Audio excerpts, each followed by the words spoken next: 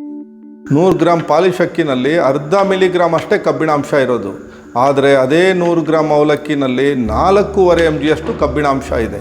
ಅಂದರೆ ಪಾಲಿಶ್ ಅಕ್ಕಿನಲ್ಲಿರೋ ಕಬ್ಬಿಣಾಂಶದ 10 ಪಟ್ಟು ಹೆಚ್ಚು ಕಬ್ಬಿಣಾಂಶ ಅವಲಕ್ಕಿನಲ್ಲಿದೆ.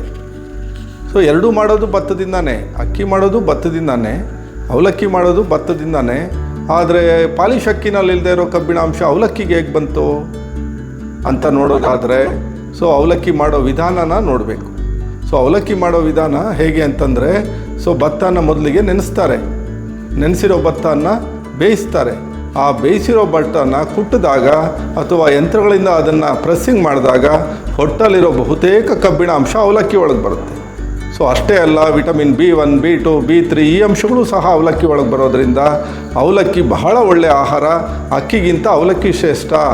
ಜೊತೆಗೆ ಅವಲಕ್ಕಿ ಹೆಚ್ಚು ಕಬ್ಬಿಣಾಂಶ ಇರೋದರಿಂದ ರಕ್ತಹೀನತೆಗೆ ಬಹಳ ಒಳ್ಳೆಯ ಪರಿಹಾರ.